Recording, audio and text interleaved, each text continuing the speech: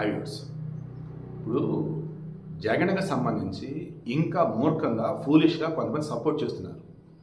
జగన్ వాళ్ళ అమ్మ విషయంలో ఏం చేశాడు, వాళ్ళ చెల్లి విషయంలో ఏం చేశాడు, రాజధాని విషయంలో ఏం చేశాడు మొత్తం చెప్పినా సరే ఇంకా జగన్ అంటున్నారు. ఎందుకు అంత ఫూలిష్ కదా అర్థం కావట్లేదు. ఇప్పుడు చూడండి, నాగరాజు అని చెప్పేసి ఒక అతను రంజీల్లో ఆడాడు, ఐపీఎల్ సన్ రైజర్స్కి ఆడాడు.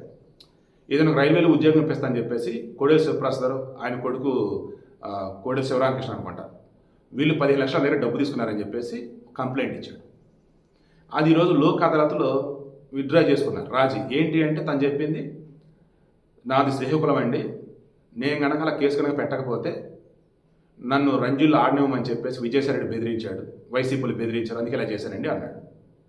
ఇలా చాలామంది ఉన్నారండి. నేను మరలా చెప్తుంది అదేనండి, అసలు ఎంత ఘోరంగా అంటే, ఒరే ఇప్పుడు నువ్వు ఉన్నటువంటి పొజిషన్లో ఉండాలంటే మేము చెప్పించి ఏం చేయాలి సార్, వాటి మీద కేసు పెట్టు, అది ట్రాన్స్ఫర్ చేయి, అలా ఎలా చేస్తాం అటెండ్ నీకు ఉండదు. ఇలా తప్పుడు కేసులు పెట్టించారండి. నెక్స్ట్ వీడియో అటాచ్ చేస్తాం చూడండి. ఇప్పటికన్నా వైసీపీకి దూరం జరగండి, జగన్కి దూరంగా జరగండి. నా పేరు బుడుమూరు నాగరాజ్ సార్. మాది శ్రీకాకుళం జిల్లా పోలాకి మండలం ఎవ్వరపేట విలేజ్.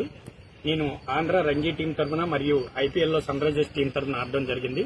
2019లో గోపిరెడ్డి శ్రీనివాసరావు రెడ్డి గారు మరియు అలాగే విజయసాయిరెడ్డి గారి ప్రార్థనలతో ఆనాటి స్పీకర్ అయిన కోడెల శివప్రసాద్ గారు మరియు వాళ్ళ తనయుడు కోడెల శివరాం గారి మీద చీటింగ్ కేసు పెట్టాలని నన్ను ఆ రోజు భయభ్రాంతులకు గురి చేయడం జరిగింది సార్.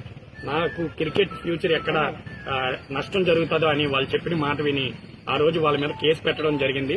మరి ఈ రోజు ఆ గవర్నమెంట్ లేదు కాబట్టి ఈ రోజు లోక్ అదాలత్ ఉందని తెలిసి నేను నరసరావుపేట సిఐ గారిని, సార్ ఆ రోజు నేను అన్యాయంగా అతని మీద కేసు పెట్టాను, నా కేసు రాజీ తీసుకుంటానని చెప్పడం జరిగింది. అతను లోక్ అదాలత్ ఈ రోజు ఉందని నన్ను పిలిపించడం జరిగింది సార్. నేను నరసరావుపేటని ఈ రోజు చూశాను, ఎంతో అభివృద్ధి చెందింది. అలాగే కోడెల శివరామ గారికి మరియు వాళ్ళ కుటుంబానికి న్యాయం జరగాలని, అలాగే నేను ఈ తప్పు చేసినందుకు నన్ను వాళ్ళ కుటుంబ సభ్యులు క్షమించాలని మనస్ఫూర్తిగా వేడుకుంటున్నాను సార్.